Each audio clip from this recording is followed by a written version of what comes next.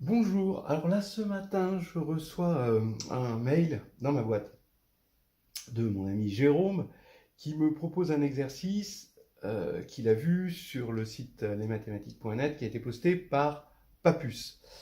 Un nom d'emprunt certainement, mais en tout cas ça veut dire que c'est de la géométrie. Et là c'est de la géométrie du triangle, c'est sur les coordonnées barycentriques dans un triangle, un thème qui nous a donné beaucoup de joie. Je l'ai trouvé merveilleux cet exercice, assez inattendu tout de même, il faut bien reconnaître, et j'ai trouvé une solution, mais j'en suis pas extrêmement satisfait. Tout de même, c'est quand même une solution relativement élégante, sauf sur la fin où il y a un petit calcul. Donc si quelqu'un avait une solution, pas plus par exemple, s'il avait une solution à proposer, plus géométrique, plus convaincante, je suis preneur. En tout cas, je voudrais le partager avec vous parce que je le trouve vraiment absolument séduisant. Vous prenez un triangle, voilà, un triangle, hein, non dégénéré, vous donc ABC, avec A', B', C', le triangle des milieux des côtés, ici, donc vous avez le milieu A' de BC, etc. Et donc vous avez ce triangle ici, donc ça c'est un triangle que je vais appeler T, et la T'. Et je vais regarder l'application FT, qui va du plan vers lui-même. Pour l'instant, bon, c'est du plan affine, hein, qui à x, y, z donne x2, y2, z2. Alors ce sont les coordonnées barycentriques dans le repère A, B, C. Ce qui veut dire que, en gros, à un point du plan, on peut le voir comme le barycentre de AX, BY, CZ. On lui associe le barycentre de AX2, BY2, CZ2. Bon, alors bien sûr, est-ce que c'est bien défini? Ben oui, parce que c'est homogène ici, hein. Si je remplace x, y, z par lambda x, lambda y, lambda z, eh bien j'ai bien quelque chose d'homogène ici. Donc bon, c'est bien défini. Voilà, donc pour l'instant, on a une application bien définie. Ici, ben, comme x, y, z sont des réels, là ici on a des réels positifs. Ça veut dire que l'application, on voit le plan à l'intérieur du triangle, hein, d'accord. Bon. La question est la suivante, il faut trouver ft de t'. Donc quelle est l'image de t' par cette application ft qui est définie par ce triangle? Voilà. Alors je vais vous donner, pour l'instant, je vous laisse réfléchir, ensuite je donne une indication, peut-être une deuxième indication, et ensuite la solution.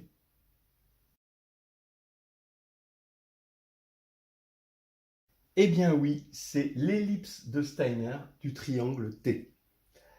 Alors, pour ceux qui ne connaîtraient pas l'ellipse de Steiner d'un triangle, on en a parlé à maintes reprises sur cette chaîne. Il s'agit de l'ellipse tritangente aux côtés du triangle, passant par A', B' et C', donc les milieux des côtés. Bon, le dessin n'est pas très joli, mais ça donne une idée. Hein, vous voyez, ici, c'est une ellipse. Elle passe par A', B', C', et elle est tangente ici, derrière. En fait, on ne s'attendait peut-être pas à ce que ce soit quelque chose d'aussi lisse, hein, parce qu'on était parti d'un triangle, mais oui, parce qu'on sait bien que la racine carrée, hein, ça peut transformer quelque chose de lisse en quelque chose de pas lisse, puisque c'est pas dérivable en zéro. Donc vous voyez, dans ces points-là, effectivement, on peut imaginer que les choses deviennent pointues. Hein. Alors maintenant, je vous laisse montrer que c'est une ellipse de Steiner. Et je ne vais pas vous donner tout de suite la solution, la prochaine étape, je vous donne une indication. Pour moi, hein, l'idée principale de la solution, c'est qu'on peut se ramener par un élément du groupe affine, que je vais appeler petit g, à notre triangle préféré. Alors pourquoi? Tout est ce qu'on appelle équivariant dans ce problème pour le groupe affine. Regardez quels sont les invariants du problème. C'est ça qui est intéressant dans certains problèmes de géométrie, de les regarder avec l'œil du groupiste, c'est-à-dire quel est le groupe qui agit hein, sur ce problème et qui rend invariant ce problème pour pouvoir me ramener à une situation intéressante où les choses sont un peu plus illuminantes.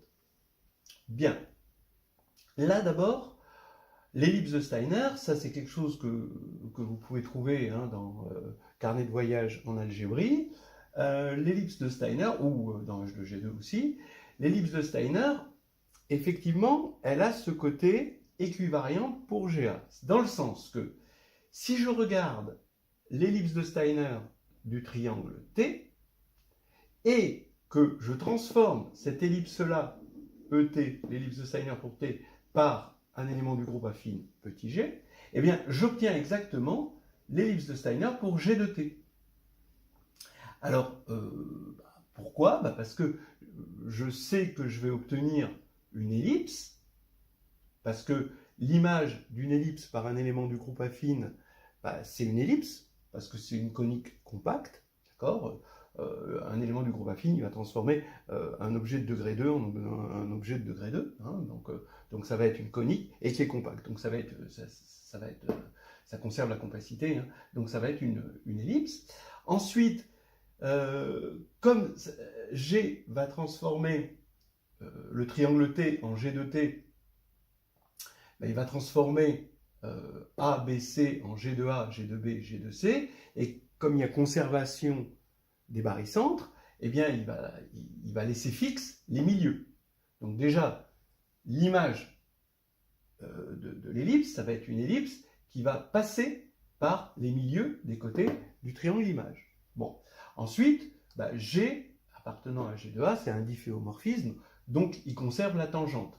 Alors donc, la tangente de l'ellipse image, ça va être l'image par la différentielle de la tangente hein, de départ. Et la tangente de départ, c'est le côté, bien sûr, tous les côtés du triangle sont transformés en les côtés du triangle de G de T. Donc vous voyez bien que l'ellipse de Steiner, elle est globalement conservée, dans le sens que G de ET, c'est E de G de T. Je vous rappelle au passage que l'ellipse de Steiner est unique, hein, c'est pour ça qu'on dit l'ellipse de Steiner. Bien, alors maintenant il y a une autre équivariance, c'est celle apportée par la fonction hein, f indice t, c'est-à-dire que quand on regarde ce petit schéma-là, je prends le barycentre de AX, BY, CZ, et je le transforme par G, qui est dans le groupe affine. Donc, comme G est dans le groupe affine, il va transformer ce barycentre en le barycentre de G de AX, G de BY, G de CZ. C'est la conservation du barycentre. Bon, bien connu. Maintenant, F de T va transformer ici ce barycentre en celui-ci. C'est ça, c'est sa définition.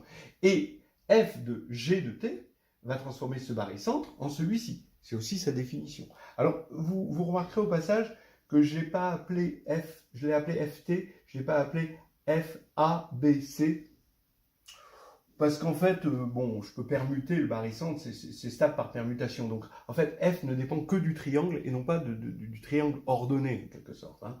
Bon, ça, c'est un détail. Hein. Mais, en tout cas, on voit avec ce petit schéma que quand on passe par G puis FGT, c'est pareil que quand on passe par FT et G.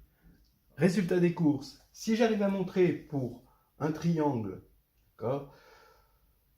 G de T, que le résultat est vrai, c'est-à-dire F indice G de T de G de T', donc l'image ici de ce triangle, lui aussi c'est équivariant, c'est une évidence, de G de T' est égal à l'ellipse de Steiner de G de T, voilà.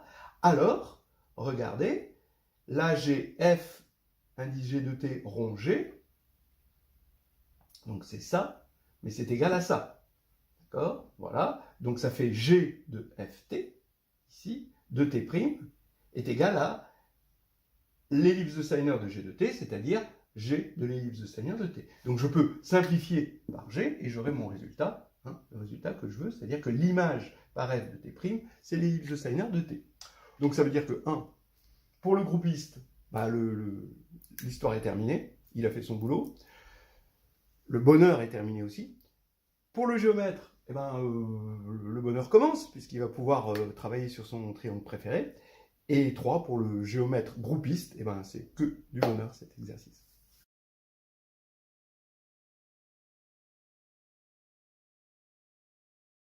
Alors, voilà mon triangle préféré. Il est dans le plan complexe avec un J, J2, on va dire que c'est un triangle de forme normale pour moi. Et son ellipse de Steiner, puisqu'elle est unique, ça ne peut être que le cercle inscrit au triangle. Effectivement, il passe par les milieux des côtés et il est tritangent. Et c'est une ellipse, évidemment, puisque c'est un cercle.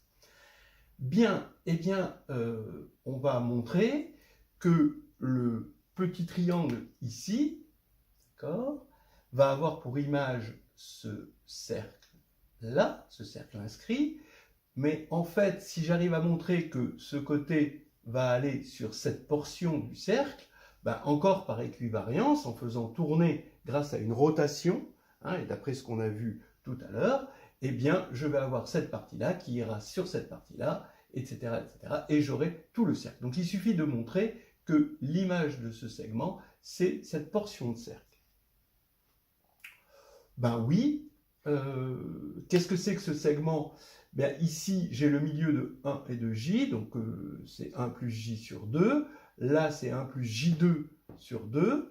Je regarde le segment, je le paramétrise par t entre 0 et 1, donc j'ai t et 1 moins t là.